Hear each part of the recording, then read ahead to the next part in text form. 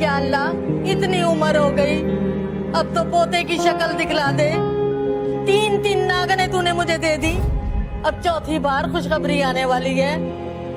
अगर पोता नहीं हुआ और लड़की पैदा हुई तो माँ और बेटी को अपने पास बुला लीजो। दादी आप क्या हर वक्त मेरी मम्मा को बददुआएं देती रहती हैं? आप भी तो कभी लड़की थी ना जब आप पैदा होने वाली थी, तो क्या आपकी दादी ने भी आपको इसी तरह बददुआएं दी थी? अरे मेरी दादी क्यों बातें बनाती? 7 पुश्तों से लड़के पैदा हो रहे थे, मैं वाहिद थी और सारे खानदान का तारा। क्या रिपोर्ट आई? पोता ही होगा ना इस दफा? अम्मा रिपोर्ट अच्छी नहीं है। क्या मतलब? अरे फिर बेटी होगी। मुझे तो पता था ये कुत्ता माँ कभी मुझे पोते की शक्ल नहीं दिखलाएगी। अरे इसकी माँ को बुला और इसको भेज, आज ही फैसला कर, और इन 3 पोटलियों को भी इनके साथ रुखसत कर, आज ही तलाक दे इसको। दादी अगर आपने एक लफ्ज अब और मेरी मम्मा के बारे में एग्जिट उठा के आपके सर पे मार दूंगी। मनोज कहेंगी। देख ले कैसे नागन भटका रही है। अरे इसका ये हाल है तो मेरे साथ पता नहीं क्या सुलूक करेगी। इतनी बदज़बान बेटियां इसकी। अम्मा इसको ना इस घर के अंदर मैं मजीद बर्दाश्त नहीं कर सकता। बुला बुला अपनी अम्मा को और इन तीनों मनोज उरादों को लेकर दफा हो जाए यहाँ से। अरे शक्ल क्या देख रही है, जाती क्यों नहीं है? क्या दूंगा इधर से, जा धक्के मार कर निकाल इनको। अरे मेरे बच्चे की सारी कमाई इसकी बेटियों पर, इन मनूसों पर खर्च हो।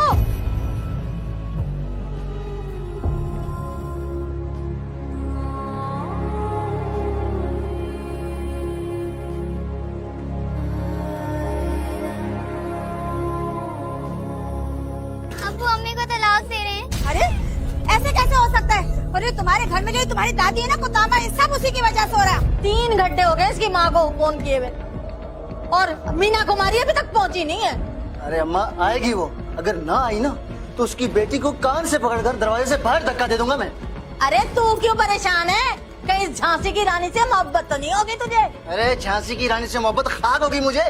अरे मैं तो इसलिए परेशान हूँ कि 1.5 लाख रुपए मुझे उसको देने होंगे हक महर के। तुम तो पैसे मुझे दोगे नहीं, मैं कहाँ से दूंगा?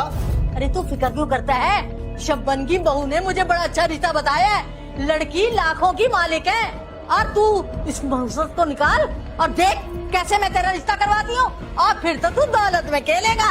दौलत में तब खेलूंगा ना जब ये मनूस यहाँ आए और इसको दफा करो यहाँ से। दादी तलाक देती, इसने क्या मजाक समझ रखा है? आ गई मनूस। अरे चुप कर जा, आ गई। 10 साल से सुन रही, तुम लोगों ने क्या तमाशा बना रखा है?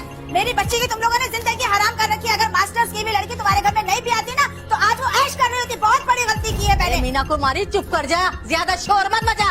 हमने तो अपना दिमाग बना लिया है, आज तो तलाक हर लाजमी होगी। अरे जो बात करनी है ना मुझसे करो, मैं खड़ी हूँ यहाँ पे। और ये क्या बात करेगा? अरे रिश्वतखोर किलर कहीं का, तू क्या मेरी बच्ची को ऐश कराएगा? अरे मैंने दी है अपनी बच्ची को ऐश, मैं उसको भरती रही हूँ, सारी जमा पूंजी मैंने खर्च की है। बुला अपनी बेटी को और आज ही फैसला होगा। मेरे सामने तीनों तलाक दे। अरे जो बात करनी है पहले मुझसे करो।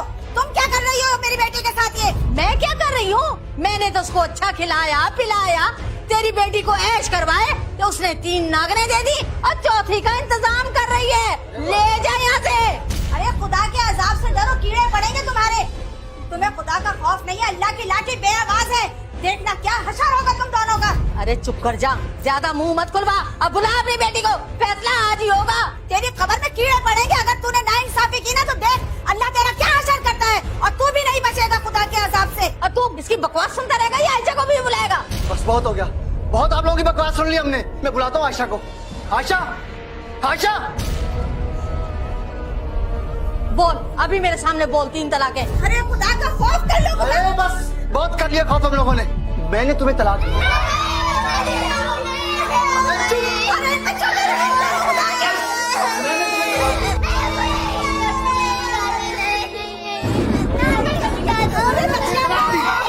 खत्म किस्सा, बात निकलो, जाओ।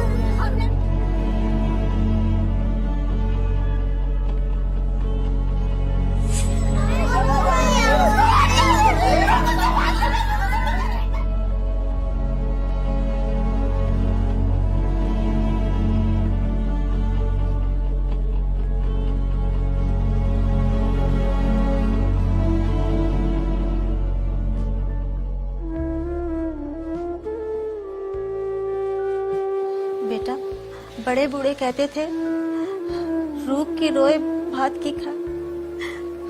तो तो शक्ल सूरत की जितनी प्यारी है ना, उतना ही तेरा नसीब खोटा।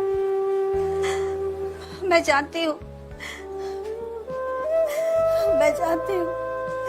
कि तुझे अपनी चौथी बेटी के बनने का बहुत अफसोस है बेटा, मगर क्या करें, तेरे ससुराल वालों ने इतने जुल्म किए हैं कि उसे मुर्दा ही पैदा होना था। सब्र कर ले मेरी बच्ची, तुझे रोता देखकर मुझे भी सब्र नहीं आता है, मुझे भी रोना आ जाता है।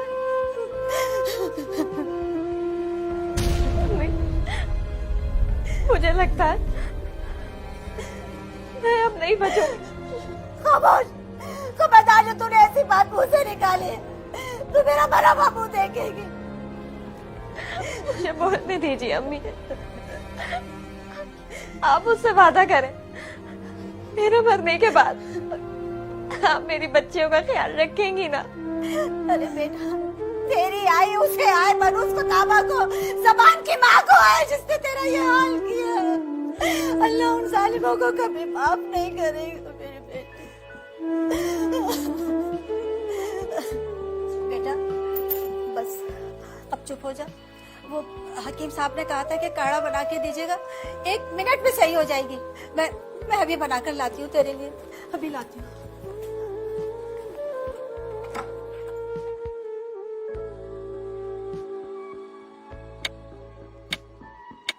देखा, 2 मिनट में बना के ले आई मैं। हकीम साहब ने कसम खाई थी कि जैसे इसको पिलाएंगी ना ठीक हो जाएगी, खड़ी हो जाएगी है। ओहो, कैसे आंख बंद करके सो गई है? पता है ना कि काढ़ा बना के ला रही हूँ। चोर, चल उठ। आयशा, आयशा बेटा उठ, देख बना के ले आई मैं काढ़ा तेरे लिए, उठ जा। आयशा, आयशा,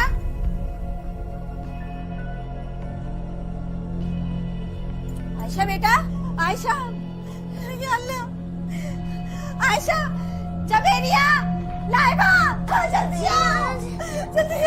नानू क्या हुआ? नानू बताओ क्या हुआ? नानू हुआ क्या है? नानू बताओ। तुम्हारी माँ का साया तुम्हारे सर से उठ गया।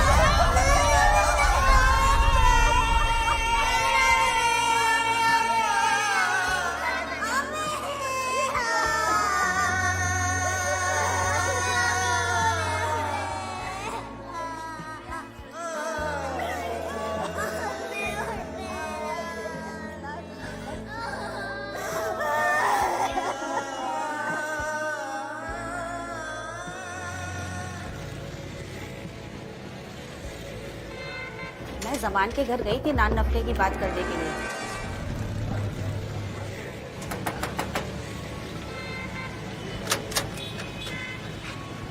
ये यहाँ तो जमान रहते थे, आप कौन?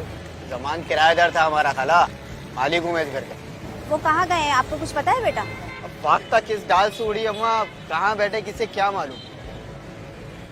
क्या कमेटी के पैसे कहाँ हैं आपके भी? अरे बेटा, हमने तो इस घर में बदबख्ती की कमेटी डाली थी, उसी का खमियाजा भुगत रहे हैं। अरे भाई, रोज कोई ना कोई कमेटी के पैसे हमसे मांगने आ रहा हो, पता नहीं किस किस का पैसा खाया हुआ इस आदमी ने। मेरी तो खुद जिंदगी अजाब हो गई।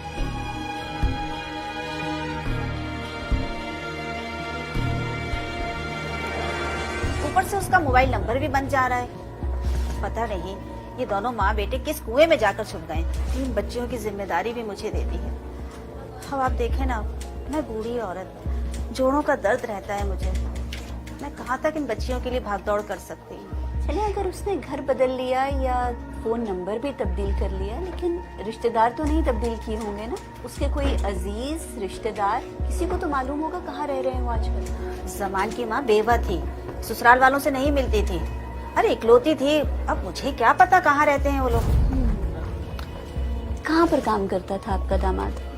सरकारी ऑफिस में मुलाजिम है, क्लर्क की नौकरी करता है। तो वहाँ दफ्तर में जाके मालूमात कर लें, वहाँ उससे मिल लें। अरे मैं गई थी ऑफिस, मैंने कहा चलो ऑफिस में जाके कुछ मालूम कर लूं, वहीं बातचीत हो जाएगी, लेकिन गार्ड ने मुझे अंदर ही नहीं जाने दिया। क्या अजीब मामला है, और किस कदर गैर जिम्मेदार इंसान है। बच्चों की परवाह नहीं उसको। अच्छा, उसका शनाख्ती कार्ड है आपके पास? शनाख्ती कार्ड तो नहीं है। हाँ, घर में निकाहनामा रखा हुआ है, उस पे शनाख्ती कार्ड नंबर लिखा होगा, कॉपी भी साथ लगी होगी, वो देख लें अगर घर से मिल जाए। वरना उसका जो पुराना फोन नंबर था जो बन जा रहा है वही लिखवा दें, उससे भी हम पता कर सकते हैं कि उसका एड्रेस। बताइए। ठीक है, चले नंबर तो हमारे पास आ गया। शेरोज जमान का नंबर फीड कर लें अपने पास, इसका जरा अता पता करवाएं कहाँ रह रहा है, और घर का पता चल जाए तो जाके मिलो भी इससे, पूछो जाकर कि क्या चाह रहा है, बच्चों का इसने खर्चा देना है या नहीं देना है, या हम कोर्ट से जाके रुजू करें। ठीक है बेटा, मैं सुबह तक आपको बताता हूँ। आप परेशान ना हो, सब ठीक हो जाएगा। अगर वो खुद से नहीं मानता ना नान नफका देने को, तो हम अदालत से भी रुजू कर सकते। अल्लाह, बस थोड़ा सा क्या चली हूँ मैं कि मेरे जोड़ों में दर्द हो गया। लाइबा बेटा पानी पिलाना। नानी मैं बेसन गूंद रही हूँ शाम की अफ्तारी के लिए। नानी पानी मैं पिला देती हूँ। पिला दे बेटा। और हाँ, आज मैं वहाँ आमना कबीर के पास गई थी, बहुत अच्छी वकील हैं। ये वकील क्या होता है? अरे बेटा, जो लोगों को इंसाफ दिलाते हैं ना, वो वकील होते हैं। कह रही थी कि तुम्हारे खबीज बाप को तलाश करके ना तुम तीनों के नान नफके की बात करेंगी। ये नान नक्शा क्या होता है? अरे बेटा, नान नक्शा नहीं, नान नफका होता है। जो बाप अपनी बच्चियों को छोड़ देते हैं ना, उनका खर्चा उनकी जिम्मेदारी होती है। वकील कह रही थी अगर मान गए तो ठीक है, वरना केस कर देंगे वो। हमें कुछ नहीं चाहिए अब्बू से, नफरत है मुझे उनसे। हम जैसे भी हैं, जिस हाल में, बस ठीक है।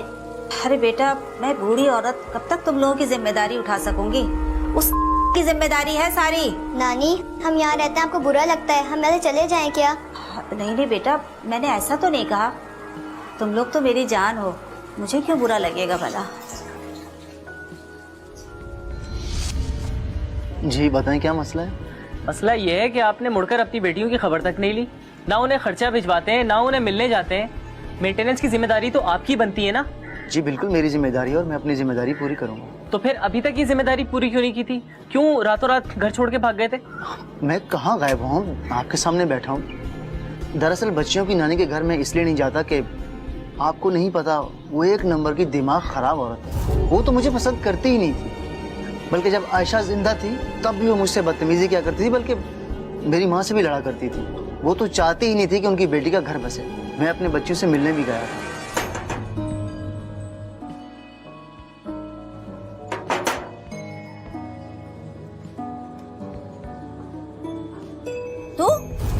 तू यहाँ कैसे आया? तेरी हिम्मत कैसे हुई मेरे घर में कदम रखने की, नमक हराम। मैं अपनी बच्चियों से मिलने आया हूँ। बच्चियाँ? कौन सी बच्चियाँ? अरे तू वो वक्त भूल गया जब तूने मुझे और मेरी बेटी को और मेरी बच्चियों को धक्के देकर घर से बाहर निकाला था। मैं तेरी मिन्नतें कर रही थी कि नहीं कर ऐसा। अम्मी इस तरह बात मत करें, क्यों बदतमीजी कर रही? अरे तूने बदतमीजी अभी देखी कहाँ है? चल यहाँ से निकल मेरे घर से, दफा हो जा। मैं उस बात पे बहुत शर्मिंदा हूँ। उस वक्त मैं बहुत गुस्से में था, और प्लीज मुझे अपनी बच्चियों से मिलने दे। अरे तूने अभी मेरा गुस्सा नहीं देखा, जा निकल जा, वरना अभी महल्ले के लौंडों को बुला के तुझे इतनी पिटाई लगवाऊंगी ना, फिर सारी उम्र तू बिस्तर पे लेटा रहेगा। चला जा यहाँ से, मेरी नजरों के सामने से दूर हो जा। आया बच्चियों से मिलना है, बड़ा आया। वो एक नंबर की बदतमीज कुत्तामा है मीना कुमारी। अरे कौन जाके अपनी मिट्टी पलीत करवाए उसके पास? ये मीना कुमारी कौन है? वो अम्मा ने मेरी साबिका सास का नाम रखा हुआ है, मीना कुमारी। एक्शन देखो तुम उसके। वो बुढ़िया एक नंबर की साइको केस है। मैं क्या करता, कैसे मिलता अपनी बच्चियों से? बहरहाल मेरी भी गलती है और मैं अपनी गलती की तलाफी करना चाहता हूँ। मैं सारा खर्चा उठाऊंगा अपनी बच्चियों का। ये मेरे पास 5,000 रुपए हैं, आप उस तक पहुँचा दें, मेहरबानी होगी, क्योंकि मैं वहाँ नहीं जा सकता। नहीं जमान साहब, ये 5,000 रुपए और तमाम मेंटेनेंस का पैसा आपको खुद अपने हाथ से पहुंचाना होगा। तो आप मुझे ये बता दें कि हर महीने कितना खर्चा देना होगा। मैं इजी पैसा कर दिया करूंगा या किसी के हाथ भिजवा दिया करूंगा? मैं आपको पता करके बता दूंगा। अगर आप बुरा ना माने तो आपसे एक बात पूछूं? पूछिए। जमान साहब, सुनने में आ रहा है कि आप दूसरी शादी कर रहे हैं। ये बात भी उस मीना कुमारी ने उड़ाई होगी। ये कोई फिल्म नहीं है साहब बीबी और गुलाम, जिसमें मीना कुमारी के शौहर ने दूसरी शादी कर ली थी। अरे वो फिल्मों से बाहर आए तो कुछ समझे ना। और आप नहीं जानते वकील साहब, वो कितनी खतरनाक औरत है। और उसकी बेटी आयशा, वो भी कोई दूध की धुली भी नहीं थी। न शौहर को शौहर समझा और न सास को सास। अरे कोई मर्द ऐसे नहीं अपनी बीवी को तलाक देता। और हमें तो अपने बच्चे इतने याद आते हैं। वो तो जबरदस्ती उनकी नानी ले गई, वरना तो मैं अपने कलेजे के टुकड़ों को अपने पास ही रखती।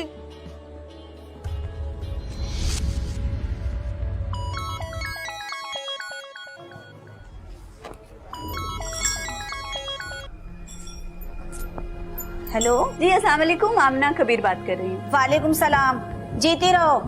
हाँ भाई, कुछ पता चला किस खो में छुपा बैठा है वो? जी जी हमने मालूम कर लिया है, वो नॉर्थ कराची में रह रहा है जी, एक किराए के मकान में।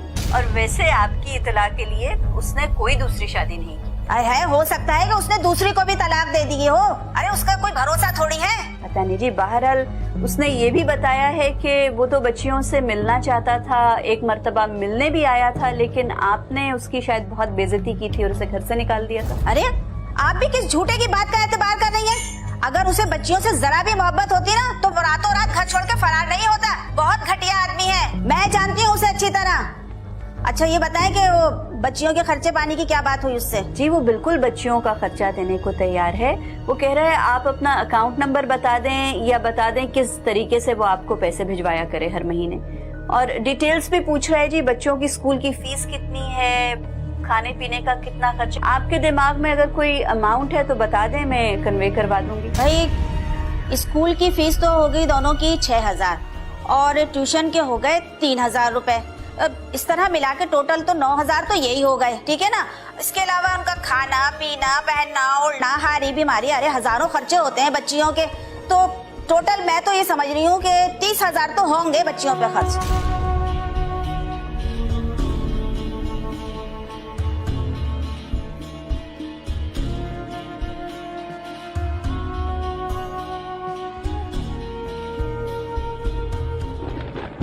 नानी ने तो घर के मुलाजिम बना के रख दिया है। दिन भर इतना काम करवाती हैं कि थकन से बुरा हाल हो जाता है।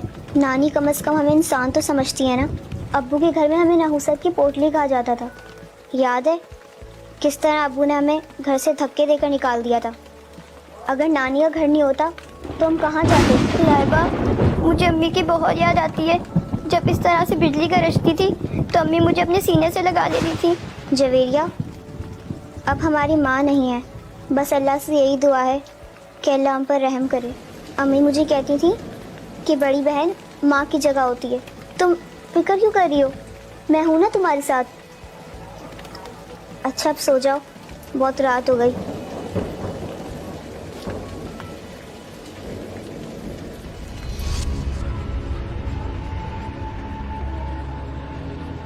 अरे बुद्धू, सांप का फन कुचलने की बजाय उसे पटारी में बंद करके ले आया है। अम्मा धंधा तो वैसे ही कम चल रहा है। अब मैं बच्चियों को पैसे दूंगा वो तो वो बुढ़िया खा जाएगी। मैं एक बात सोच रहा हूँ, अगर मैं बच्चियों को अपने घर ले आऊँ ये सही नहीं है। अरे वो बुढ़िया का एहसान क्यों लूँ मैं?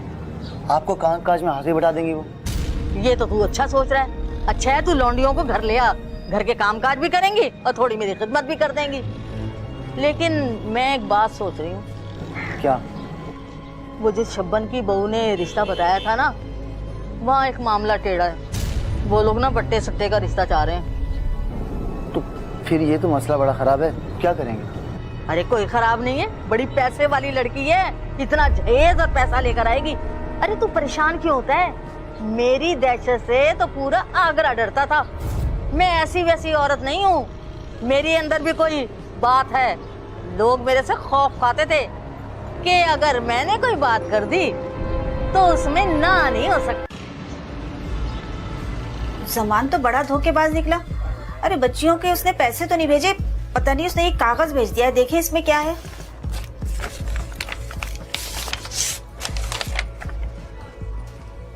ये तो बच्चों की कस्टडी का उसने केस करने का नोटिस भेजा है। यानी कि वो मुझसे बच्चे छीनना चाहता है। तुम मुझसे मुलाकात करके आए थे तो बहुत कॉन्फिडेंट दिख रहे थे तुम, कि वो तो बच्चों का नान नफका देने को तैयार है। मैडम मेरी जितनी बात हुई थी उसने कमिट किया था कि वो बच्चों का खर्चा भिजवाएगा। इतना अरसा उसे बच्चों की याद नहीं आई, अब लीगल कस्टडी मांग रहा है। मुझे तो इस इंसान की समझ ही नहीं आ रही। आप कह रही थी इसने बच्चियों को खुद घर से निकाला था? हाँ जी, धक्के मार के निकाला है। लेकिन मैडम एक बात है, बच्चियों की जितनी उम्र है उस लिहाज से कानूनी हक बाप का ही बनता है। अरे ऐसे कैसे हक बनता है उसका? सारी जिम्मेदारी मैंने उठाई, सारा खर्चा मैं उठा रही हूँ और आप कहते हैं कि उसका हक बनता है। अरे कैसे वकील हो तुम?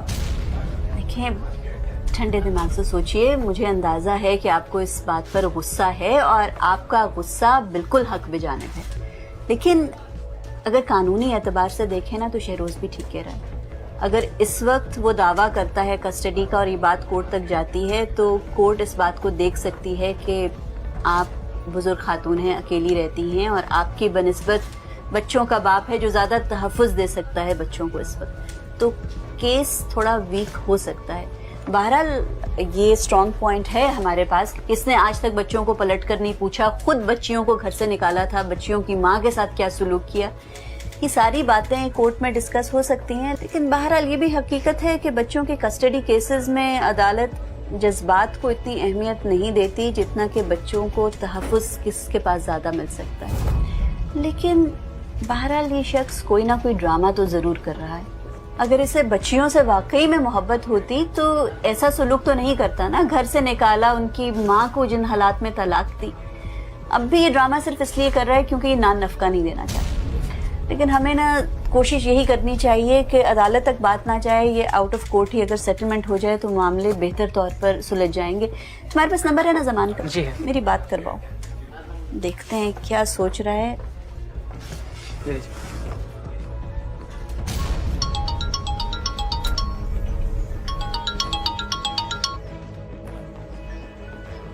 हेलो।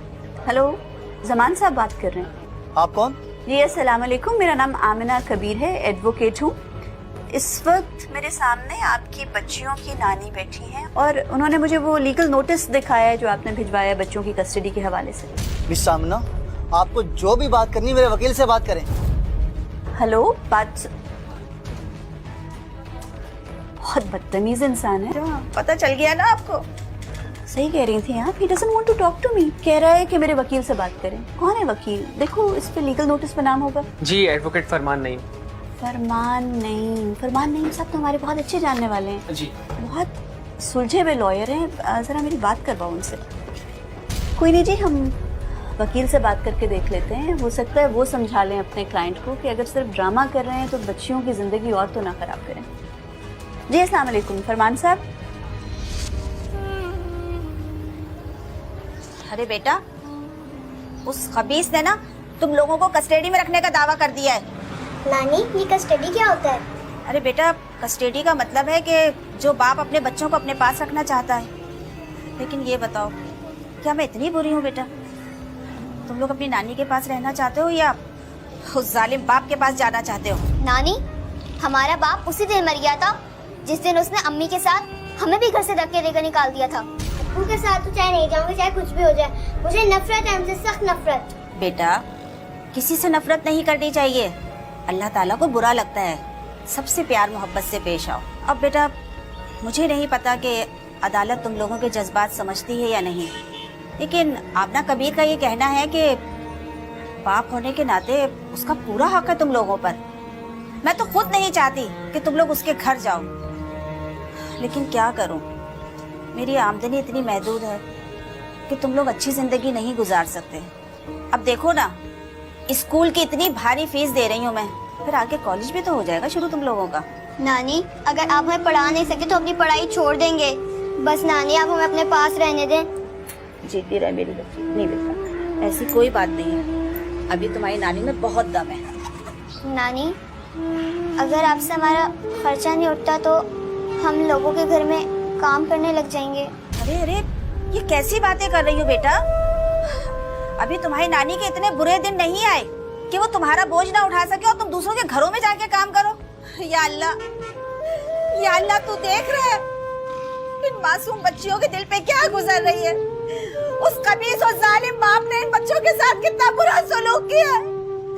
क्या मेरे मौला, एक माँ की ये बद्दुआ है कि उस जालिम की दराज़ी इतनी लंबी खींचना कि वो इस दुनिया और आखिरत में ही बुरा अंजाम पाए। वो तड़पे जिस तरह उसने मेरी बच्चियों को, मेरी बेटी को तड़पा है। मेरे मौला,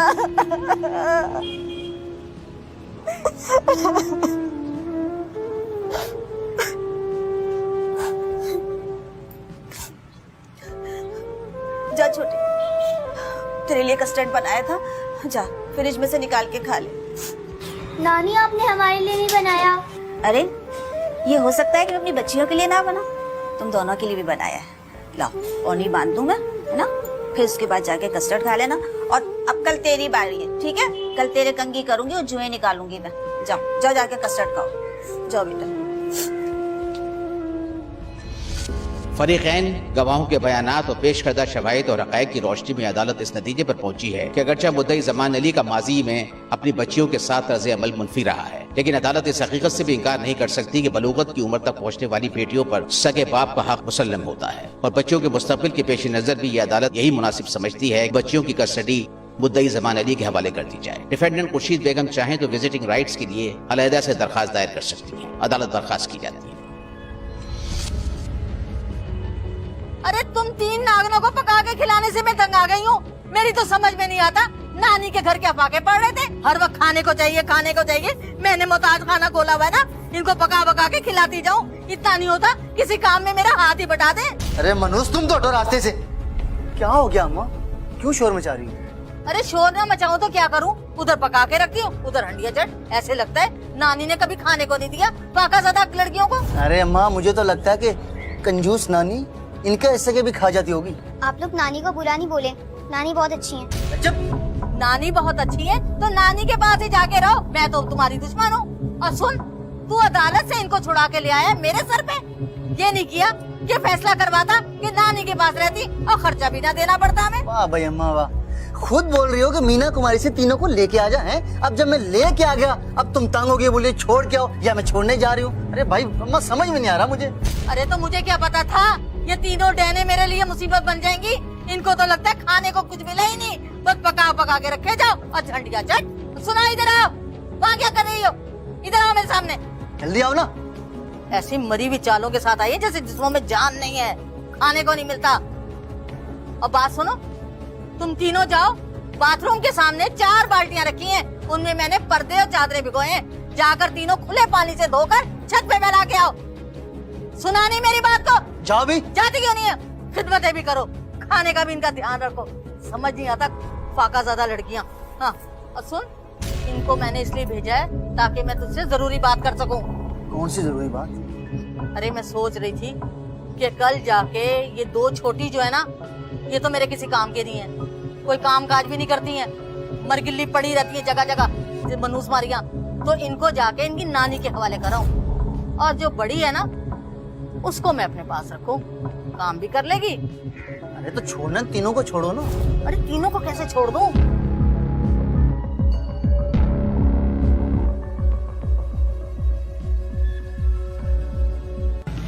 अरे रिक्शा तो तेज चला, वो बुढ़िया निकल गई ना तो इन लौंडियों को लेकर मुझे दोबारा वहाँ जाना पड़ेगा।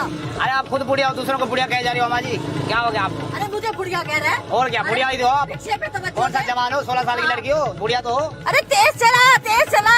अरे आगे तो चल रहा हूँ, तेज मरना ही क्या मेरे को? आगे जाके तेज यार तरफ एक्सीडेंट हो जाएगा। रिक्शा चला। क्या गधा गाड़ी है मेरे पास? गधा गाड़ी और क्या करूँ मैं? मेरे पास जान तो है नहीं जो मैं लेके आपको बैठा के ले जाऊँ आपको। परेशान हो गई हूँ, इतना टाइम लग गया मुझे। काहे की परेशानी है? आपको टाइम से निकलना चाहिए ना घर से। आप अरे रोक, क्या रोक, साइड में रोक दे। रोक मत, क्या हो गया? अरे रोक यहाँ पे। चटनी बना दी है। बस बस, दिमाग खराब हो गया। पता नहीं रोने भी लगती चलो गर्मी में तुम बड़ चलो उठो, साइड में हो। क्या ले? ये 100 रुपए नहीं बनता, 150 रुपए बनता सॉरी है मेरे। क्या हो गया अम्मा जी? खुदा का खौफ करो अम्मा जी, ऐसा नहीं करो। पकड़िए, और नहीं है मेरे पास। ये भी ले जाओ, खुदा का खौफ करो। रमजान का महीना, ये क्या कर रहे हो तुम? अरे बस यही है, उसके अलावा नहीं है। रखने रख जा। बड़ी मुश्किल से तो मैं इतना भी किराया करके आई हूँ। आई दरवाजा खोल खुर्शीद। कहाँ जाके मर गई है?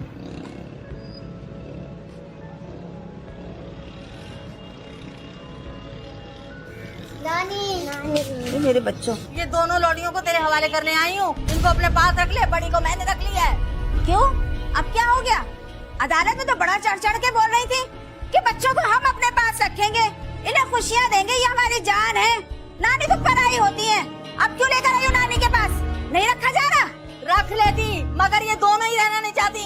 रो रो के बुरा हाल किया हुआ है। नानी के पास जाना है, अम्मी अम्मी। वो समझदार है, लेकिन ये छोटी, इन्होंने तो मेरी जिंदगी अजाब बना दी है। क्यों? तुम्हारे यहाँ क्या नौकरानी की कमी पड़ गई जो मेरी तीसरी बच्ची को तुमने रख लिया है? कहाँ है लाइबा? उसे भी लेकर आओ। तुझे रखना है रख, नहीं तो यतीम खाने के हवाले कर दे। मैं तो रिक्शा करके आई हूँ आने जाने का, बाहर मेरा रिक्शा खड़ा है। मेरी बेटी को तो खा गई तू, अब क्या कब्रिस्तान किसी और का खून मांग रहा है तुझसे?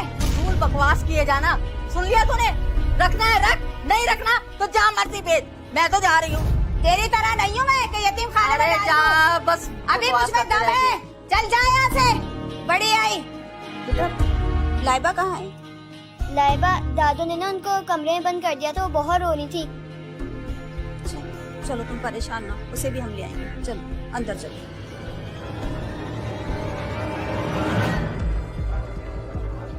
आप बिल्कुल ठीक कह रही है, मुझे खुद इस इंसान की समझ नहीं आ रही। किस बात पर इंसान एतबार करे? अगर इसे बच्चियां नहीं चाहिए थी तो कस्टडी का केस क्यों किया? एक बच्ची ले गया और दो छोड़ गया, मुझे तो बिल्कुल समझ नहीं आ रही। और लाइबा को भी ये साथ क्यों लेकर गया है? आपके ख्याल में क्या वजह हो सकती है? जी मुझे फिक्र हो रही है बच्ची की। अगर आप बुरा ना माने तो मैं शहरोज को कहूँ कि जरा जाके मालूम तो करे कि इसने सिर्फ एक बच्ची अपने पास क्यों रखी।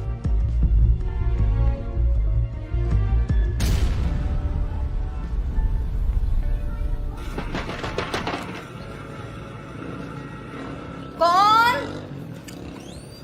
अस्सलाम वालेकुम। वालेकुम सलाम। जमान साहब हैं? जबान साहब घर पर नहीं है। तुम कौन हो? मैं एडवोकेट शहरोज खान, आमना कबीर का असिस्टेंट। अच्छा, उस खबीस खुर्शीद के वकील हो। यहाँ क्या करने आए हो? कुछ सवालात करने। मगर हमें तुमसे कोई बात नहीं करनी। मेरी बात तो सुने।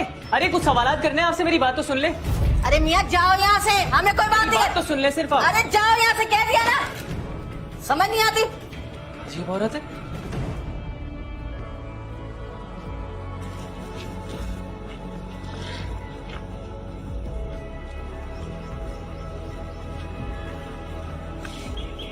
अस्सलाम वालेकुम भाई। वालेकुम अस्सलाम। क्या नाम है आपका? मेरा नाम अली है। अली साहब, यहाँ जमान भाई रहते हैं करीब में। जी जानता हूँ मैं। आप बता सकेंगे कहाँ मिलेंगे? जमान साहब मेरे ख्याल में मस्जिद में मिलेंगे इस वक्त, क्योंकि मैंने मस्जिद में उन्हें देखा था। मस्जिद में? जी। तो इस वक्त कौन सी नमाज हो रही होगी भाई? असल में मैं मौलवी साहब से कुरान पढ़ने जाता हूँ ना। जब मेरी छुट्टी हुई तो जमान साहब उनसे मिलने आए हुए थे। हो सकता है उन्हीं के उजरे में हो। मुझे मस्जिद तक ले जा सकते हैं? बिल्कुल। आइए। और साहब, थोड़ी देर पहले जमान अहमद साहब, वो जो में काम करते हैं, वो आपके पास से होके गए? हाँ आए थे, लेकिन आप क्यों पूछ रहे हैं? दरअसल मौलवी साहब, मैं एडवोकेट हूँ, एडवोकेट शहरोज, और ये थोड़ा सा कानूनी मामला है, तो इसलिए आपसे कुछ सवाल करें। भाई, जमान साहब अपना और अपनी साहबजादी का निकाह आज शाम को पढ़वाना चाहते हैं। हम निकाह फॉर्म पहले ही से ही पुर कर रखते हैं। लड़की का शिनाख्ती कार्ड नहीं था उनके पास। वो कहने लगे शिनाख्ती कार्ड कहीं गुम हो गया है। तो मैंने उनसे कहा कार्ड की जो FIR कटवाई है वो मुझे आप लाकर दे दीजिए। तो वो वही लेने के लिए घर गए।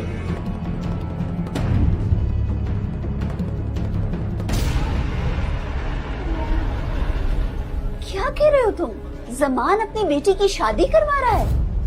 कैसे मुमकिन है? वो तो माइनर है, बच्ची है बेचारी, मुश्किल से 13-14 साल उम्र है उसकी। तो गैर कानूनी है भाई, ऐसी शादी कैसे करवा सकता है? Doesn't he know that? Madam, बात सिर्फ यही खत्म नहीं हुई। मौलवी साहब ने बताया 2 शादियाँ एक साथ हो रही हैं। क्या दूसरी बेटी की भी शादी करवा रहा है? नहीं मैडम, जमान खुद शादी कर रहा है। वट्टे सट्टे की बेस पे अपनी बेटी देके उन लोगों की बहन ब्याह के ला रहा है। अपनी बेटी का रिश्ता देकर उनके घर से अपने लिए उसने बीवी ढूंढी है। जी मैडम। Oh my god. चलो ये शादी तो रुकवाएं।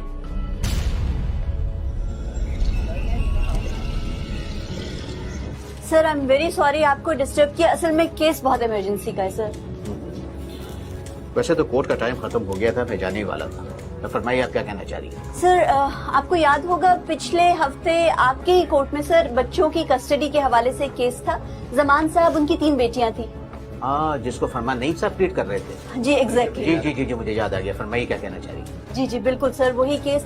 सर मसला ये है कि जमान साहब उस वक्त वो तीनों बच्चियां तो अपने साथ ले गए थे, लेकिन फिर छोटी 2 बच्चियों को नानी के घर छोड़ दिया और बड़ी बच्ची लाइबा सर, उसकी भी उम्र 13 साल है सर, उसको साथ ले गए थे। और सर इमरजेंसी ये है कि हमें मालूम हुआ है आज शाम को उस 13 साल बच्ची की जबरदस्ती शादी करवाई जा रही है एक बड़ी उम्र के शख्स से। सर जमान ने बच्ची की कस्टडी मांगी ही इसीलिए थी क्योंकि वो वट्टे सट्टे में शादी करवाना चाहता था। आप पूरे वसूख से कह सकती हैं कि ये इत्तला सच है? सर बिल्कुल 100% श्योर। बल्कि शहरोज तो उस काजी से भी मुलाकात करके आया है जिससे ये निकाह पढ़वाना चाह रहे थे। सर टाइम बहुत थोड़ा है, आज शाम को उन्होंने निकाह करवाना। तो फिर इस गैर कानूनी शादी को रोकने के लिए आप कोई एप्लीकेशन लाई? जी सर बिल्कुल, पेपर वर्क तैयार है, सिर्फ आपकी सिग्नेचर्स की जरूरत है। राइट। या बैलिफ को दे दीजिए। Yes sir, thank you. और फौरी एक्शन कीजिए। Thank you sir, God Right. Bless you. बहुत शुक्रिया। चलो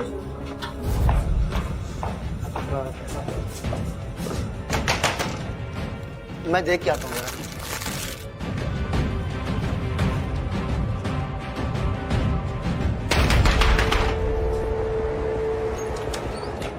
सुना है कि यहाँ नाबालिग बच्ची का निकाह हो रहा है।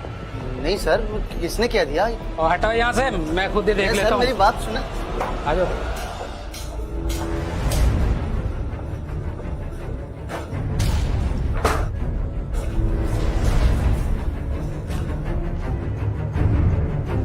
सर अभी सिर्फ निकाह होने वाला है, 18 साल बाद रुखसती होगी। पाकिस्तान मुस्लिम फैमिली लॉ के मुताबिक 18 साल से छोटी लड़की का निकाह भी नहीं हो सकता।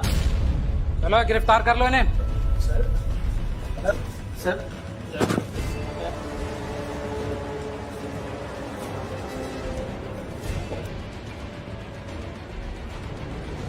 पेश किए गए शवाहिद और मुल्जिमान के एतराफी जुर्म के बाद ये अदालत चाइल्ड रिस्ट्रेंट मैरिज एक्ट 1929 के तहत मुल्जिम जमान और मुल्जिम अशरफ को 6 माह कैद और 1 लाख रुपए जुर्माने की सजा का हुक्म सुनाती है, जबकि मुल्जिमा शमशाद और मुल्जिमा सुल्ताना को 1 लाख रुपए जुर्माना अदा करने का भी हुक्म देती है, जबकि मुल्जिम जमान को अपनी बेटी लाइबा को हब्स बेजान में रखने की पाददाश में 3 माह कैद और मुल्जिमा शमशाद को शरीक जुर्म साबित होने की बिना पर 3 माह कैद की सजा का हुक्म सुनाती है। अदालत बर्खास्त की जाए।